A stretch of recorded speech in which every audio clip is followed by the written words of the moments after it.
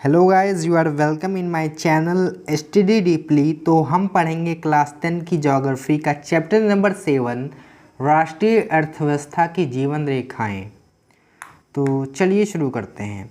हम अपने प्रतिदिन के जीवन में विभिन्न सामग्रियों एवं सेवाओं का प्रयोग करते हैं। इनमें से कुछ हमारे पास उपलब्ध होती हैं, जबकि कुछ अन्य चीज़ों की ज़रूरत दूसरे स्थानों से लाकर पूरी की जा सकती है।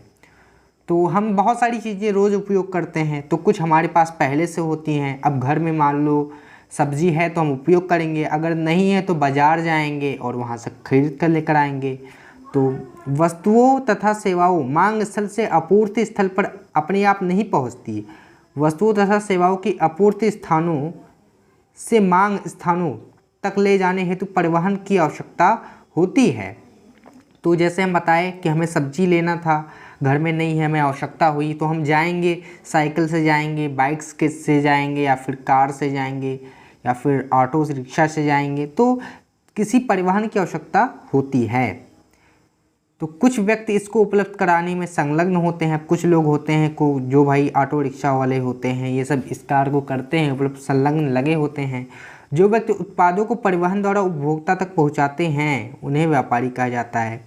अब मान लो किसी व्यक्ति ने उसका किसी चीज़ का उत्पादन किया, अब उस चीज़ का उत्पादन करने के बाद वो उपभोक्ता खरीदने वाले तक पहुंचा रहे हैं, तो वो व्यापारी कहलाएंगे। जो उसको पहुंचा रहे हैं वो क्या कहलाएंगे? व्यापारी। अतः एक देश के विकास की गति वस्तुओं तथा सेवाओं के उत्पादन के साथ उनके एक स्थान से दूसरे स्थान तक वहन पर भी की सुविधा पर भी निर्भर करता है। तो कोई देश कितना डेवलप हुआ है, तो ये भी ज़रूरी है कि आप देखो, अगर उत्पादन होगा तो ज़्यादा बिकेगा। एंड कब बिकेगा? जब उसको उपभोक्ता तक पहुंचाया जाएगा, तभी तो उत्पादन का लाभ हुआ। जब पहुंचाया ही नहीं गया तो क्या लाभ हुआ उत्पादन करने का?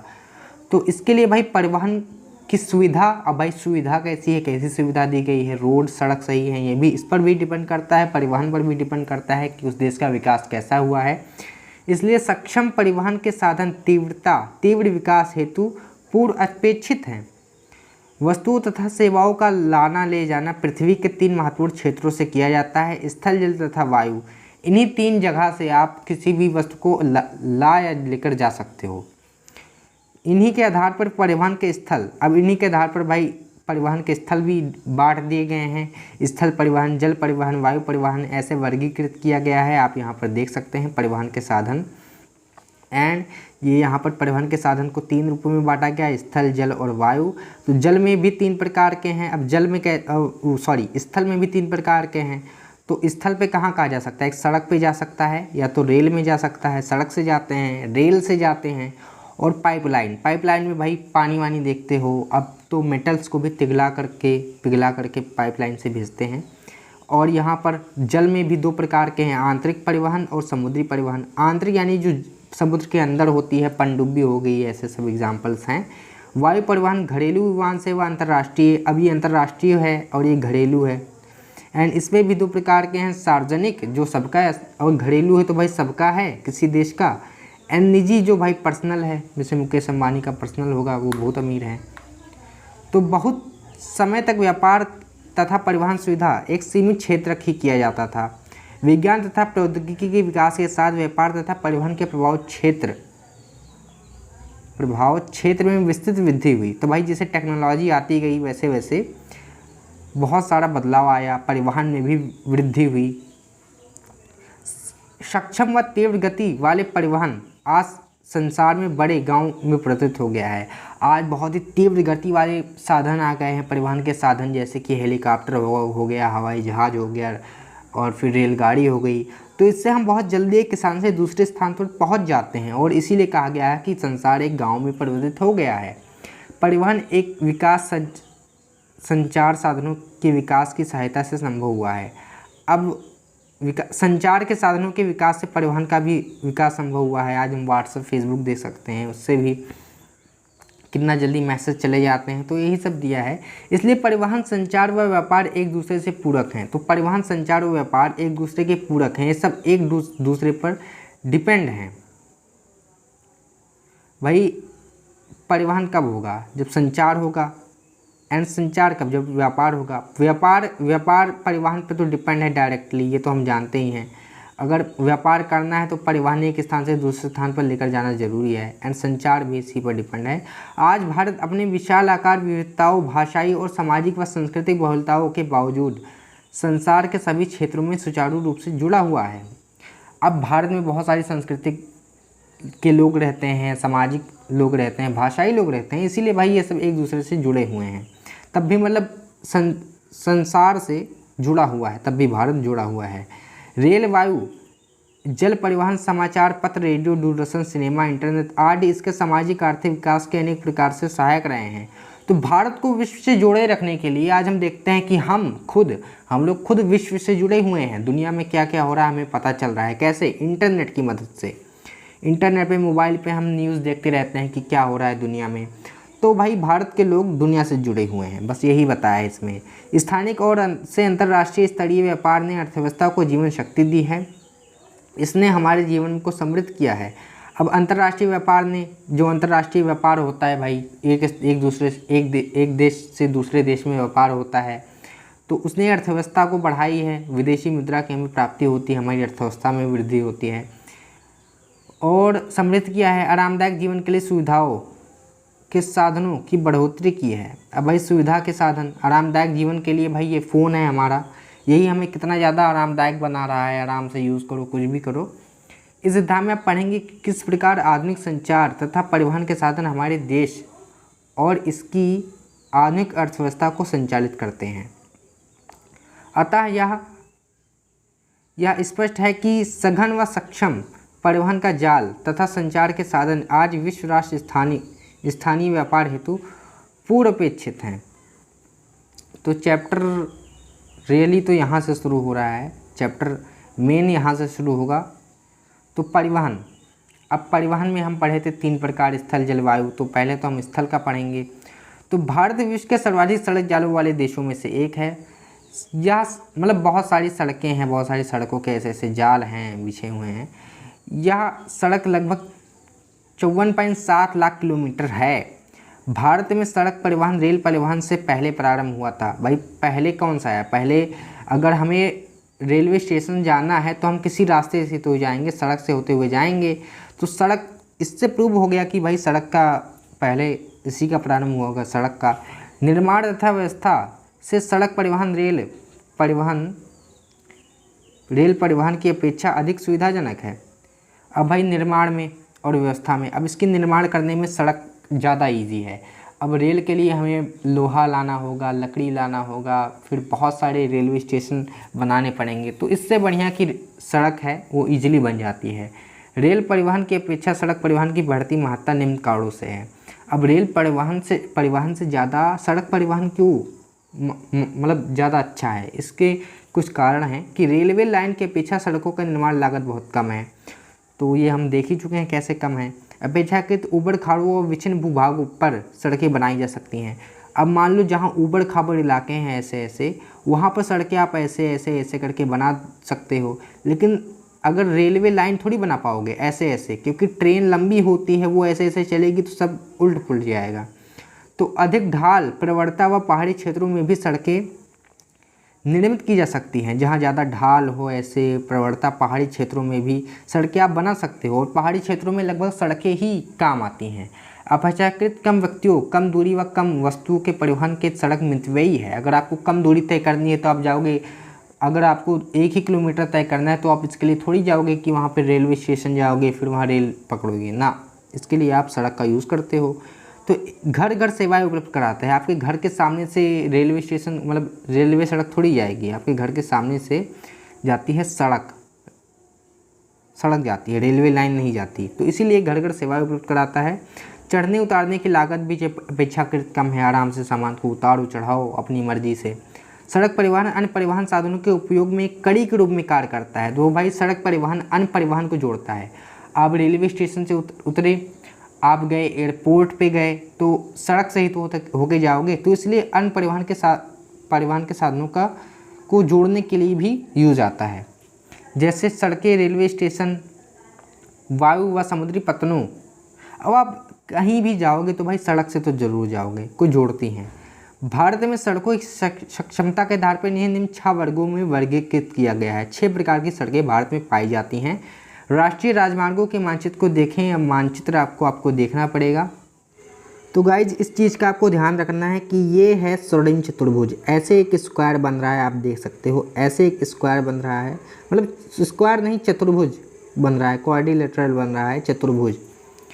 तो इस और ये ऐसे करके, ये यहाँ पर दिल्ली है, यहाँ पर कोलकाता है, यहाँ पर चेन्नई है, यहाँ पर मुंबई है। इसके बारे में आप अभी पढ़ोगे।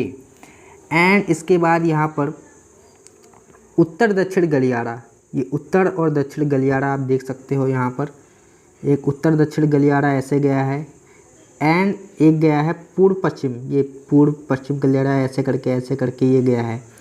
तो इसको ध्यान रखना बहुत ज़रूरी है, क्योंकि इसके बारे में हम अभी पढ़ने वाले हैं। तो आइए देखते हैं स्वर्णिम चतुर्भुज महाराजमार्ग। तो इसे स्वर्णिम चतुर्भुज कहते हैं। ये आइए पढ़ते हैं इसके बारे में। भारत सरकार ने दिल्ली कोलकाता, देखो दिल्ली कोलकाता और चेन्नई मुंबई, देखो ई लगा दो, चेन्नई मुंबई एंड दिल्ली कोलकाता, यही 4 बड़े बड़े शहर हैं, मतलब बड़े बड़े। वह दिल्ली को जोड़ने की 6 लेन वाली अब इन सबको जोड़ने वाली 6 लेन वाली, देखो मान लो एक सड़क है, एक ऐसे करके एक सड़क है, ऐसे करके एक सड़क है।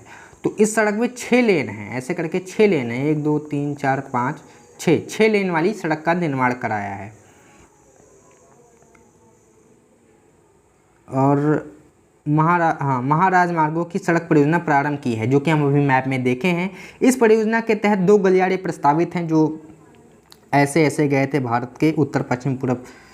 तो ऐसे करके पूर्व पश्चिम और उत्तर दक्षिण वाला गलियारा जो हम अभी देखे थे। प्रथम उत्तर दक्षिण गलियारा जो श्रीनगर से कन्याकुमारी को जोड़ता है, और द्वितीय पूर्व पश्चिम गलियारा जो सिलचर तथा असम, जो कि असम में है, पोरबंदर जो कि गुजरात में है, को जोड़ता है। तो ये चीज़ आपको याद करनी बहुत ज़रूरी है, क्योंकि ये कंपटीशन में भी आता है एंड बोर्ड एग्ज़ाम्स में भी आता है।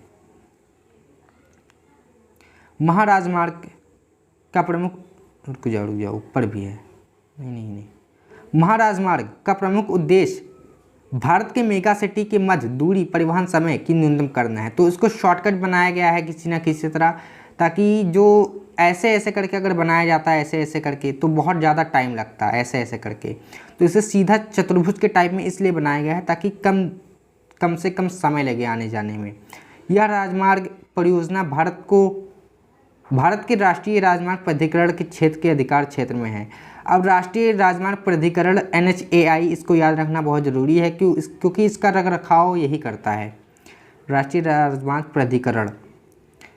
अब राष्ट्रीय राजमार्ग तो राष्ट्रीय राजमार्ग देश के दूरस्थ भागों को जोड़ता है, देश के जो दूर भाग हैं उनको जोड़ता है। ये प्राथमिक सड़क तंत्र है, तो क्योंकि ये उससे अलग है, ये जो अभी हम पढ़े थे अभी स्वर्णिम चतुर्भुज, उससे अलग है, क्योंकि ये सड़क तंत्र है जिसका निर्माण व रखरखाव केंद्रीय लोक विभाग के अधिकार क्षेत्र में है, CPWD, इसके निर्माण रखरखाव के क्षेत्र में है। इसको भी याद रखना बहुत ज़रूरी है, आप इसको याद रखिएगा। अनेक प्रमुख राष्ट्रीय राजमार्ग उत्तर से दक्षिण तथा पूर्व से पश्चिम दिशाओं में फैले हुए हैं। दिल्ली व अमृतसर के मध्य ऐतिहासिक शेरशाह सूरी मार्ग राष्ट्रीय राजमार्ग संख्या 1 के नाम से जाना जाता है। तो शेरशाह सूरी ने जो मार्ग बनवाया था उसको जाना जाता है राष्ट्रीय राजमार्ग संख्या 1। अब राज्य राजमार्ग, अभी राष्ट्रीय राजमार्ग पढ़े थे, अब राज्य राजमार्ग आ गया।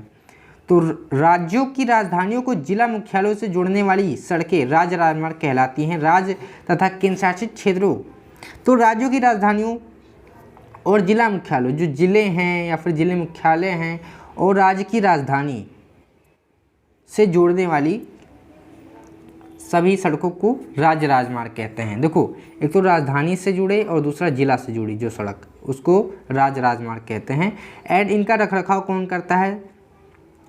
इनका निर्माण का सार्वजनिक निर्माण विभाग PWD, इसका रखरखाव यही करते हैं, यही बनवाएंगे, यही देख रेख करेंगे, तो PWD का होता है। तो राज्य तथा केंद्रशासित क्षेत्रों में इनकी व्यवस्था का निर्माण दायित्व ये इन्हीं का होता है भाई, राज्य में। जिला मार्ग ये सड़कें जिले के विभिन्न प्रशासनिक केंद्रों को जिला मुख्यालय से जोड़ती हैं। जो भी प्रशासनिक केंद्र जहाँ पर हम काम वाम करते, मतलब सरकारों का काम वाम होता है, वहाँ से ये जोड़ती हैं जिला मुख्यालय, जिले की सड़कें, और वहाँ से जोड़ती हैं। इन सड़कों की व्यवस्था का उत्तरदायित्व जिला परिषद का है, तो जिला मार्ग जिला परिषद बनवाती हैं।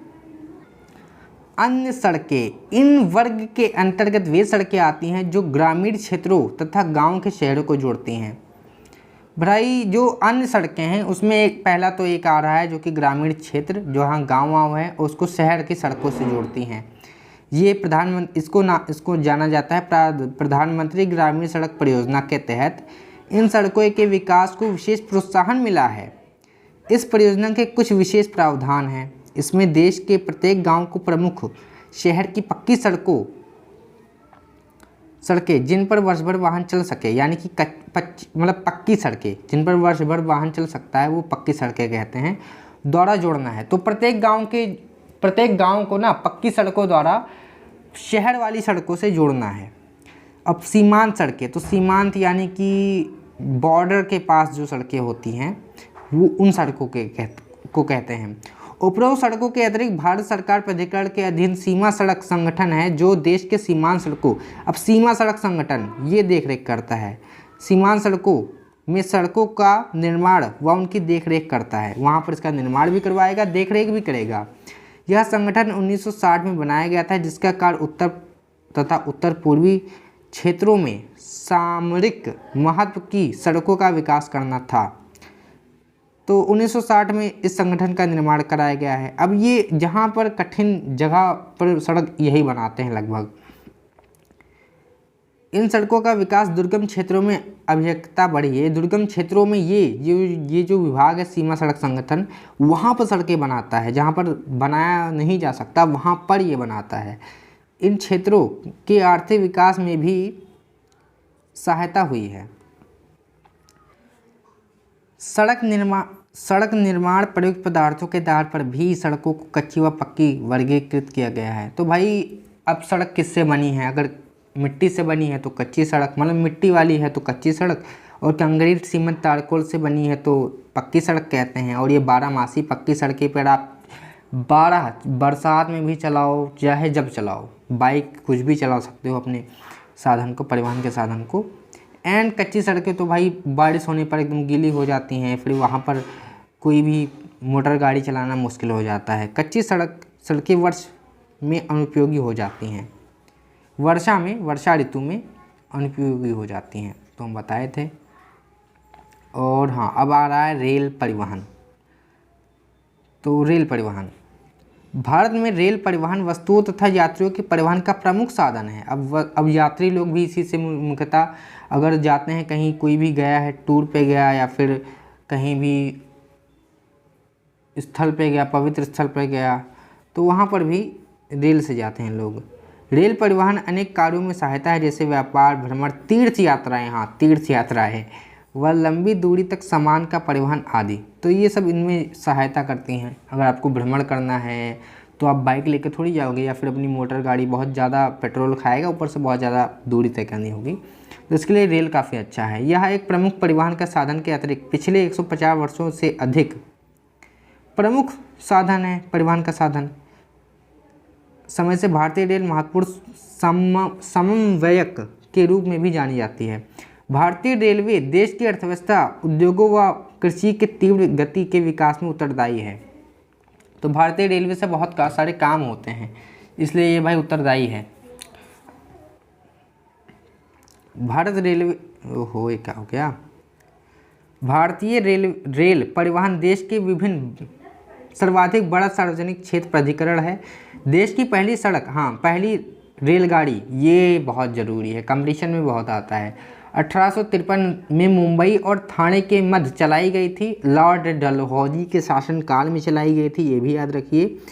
और 34 किलोमीटर की दूरी इसने 34 किलोमीटर की दूरी तक तय की थी।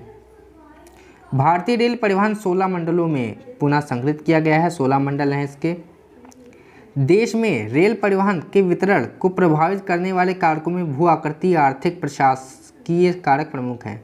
अब भाई रेल को कौन प्रभावित करता है? रेल के परिवहन को भू आकृतियाँ, आर्थिक और प्रशासकीय कारक भू आकृतियाँ भी प्रभावित करती हैं। उत्तरी मैदान अपनी विस्तृत समतल भूमि, भाई जहाँ पर समतल भूमि है ना वहाँ पर रेल का वो करवाना बहुत बढ़िया है, मतलब रेलवे लाइन को बिछाना बहुत ईजी है।